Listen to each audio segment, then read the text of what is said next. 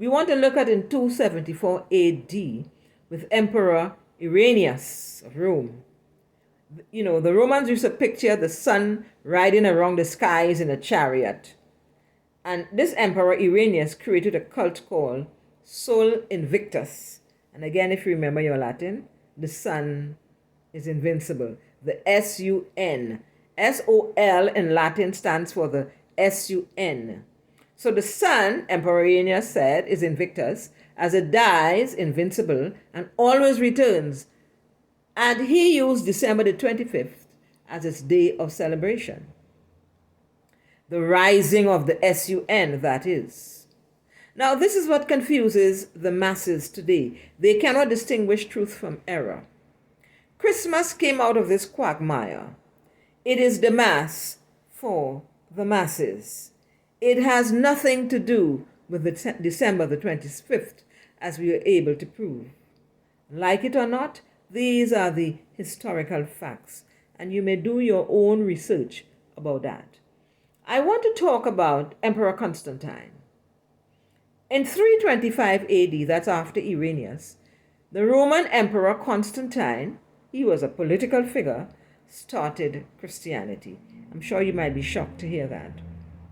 Headquartered in Rome, not in heaven, from the Most High. It was a combination of Mithraism, Judaism, and other religions in a bold attempt to bring all religions together in his bid to unite his empire. He wanted total control, no treason, and the way to do it has always been through religion or through a virus like corona with its jab.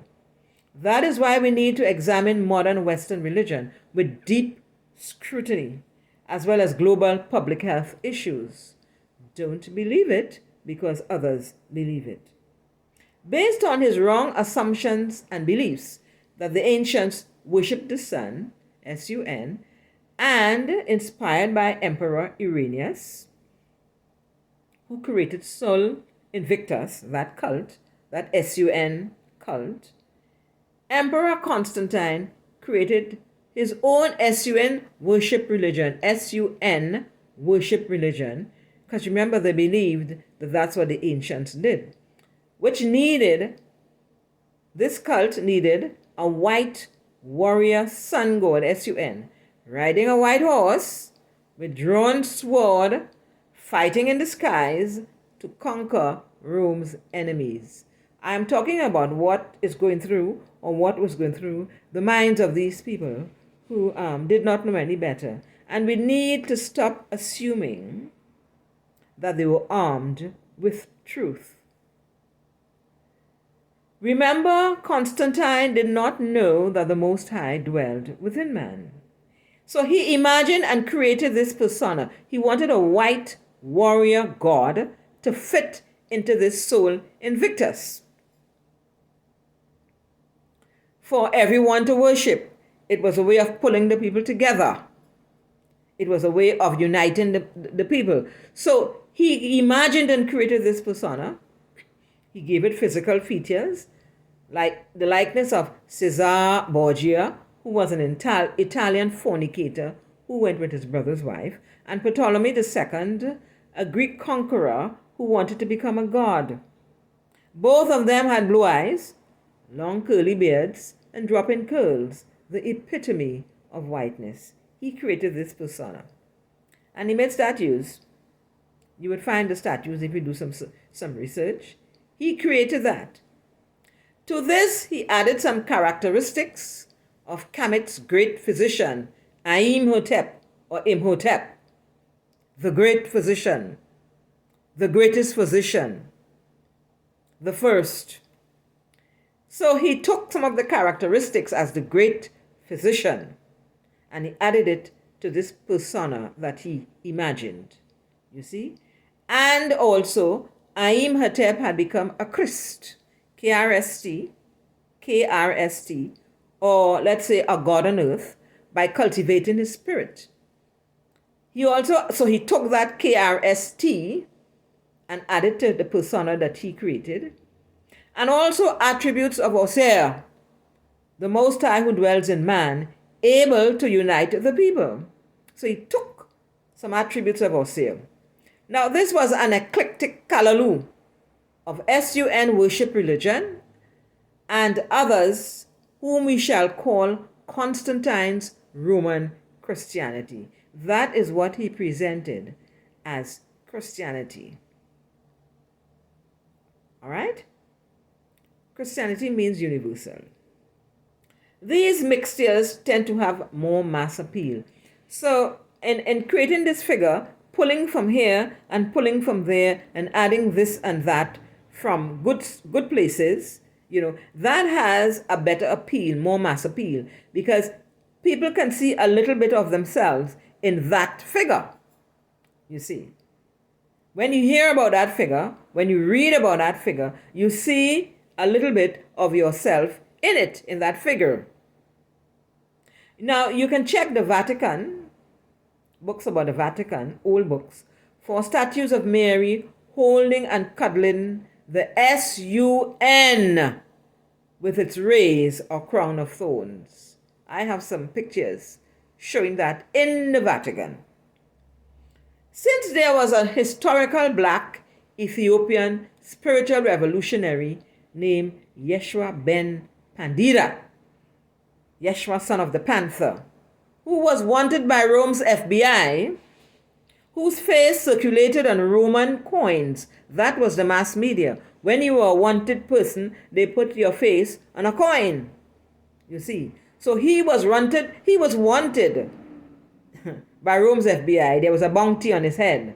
This is Yeshua ben Pandira, the son of the Panther. Yeshua, son of the Panther. And he was an Ethiopian spiritual revolutionary. So Constantine, either copying or straight thiefing, as we say in Trinidad, he took from this revolutionary figure because of his deep, black, mystical teachings. And that's why he was a wanted man, right? And he called his made-up figure Yeshua. He gave him the same name. See? Either copying or thieving, or borrowing and forgetting to talk about it. And usually, when people do things like that, they don't say what's the source and why they're doing it.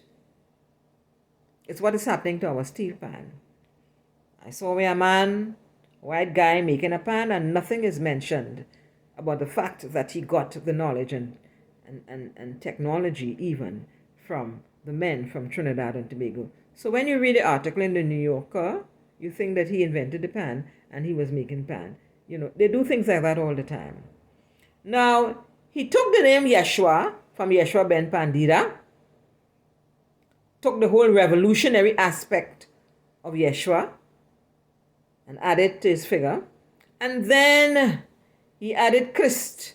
And by the way, Yeshua comes from the Hebrew word Mahasya, from which we get Yorah, the tetragrammaton.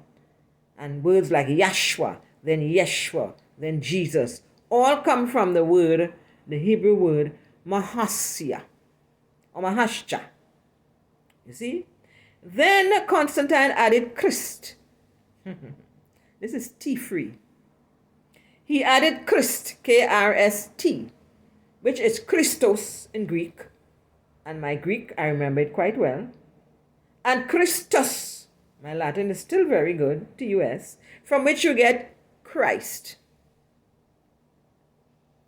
All of that he added to his figure, which is what he promoted as Christianity, which was and still is SUN worship. Check out Revelation 18. This is the Great Hall. And we are advised, we are pleaded to come out of the Great Hall. Come out, lest you be partakers of her sins. It's right there in the Bible. If you don't want it, rip the page out. Now, this is what the Egyptian presbyter Arius refuted at the Council of Nicaea in 325 AD. You see, because Constantine now, having adopted this Sol Invictus, he inherited from Emperor Irenaeus, this sun worship, S-U-N, he now brought his made-up figure. He now brought his warrior, S-U-N, God.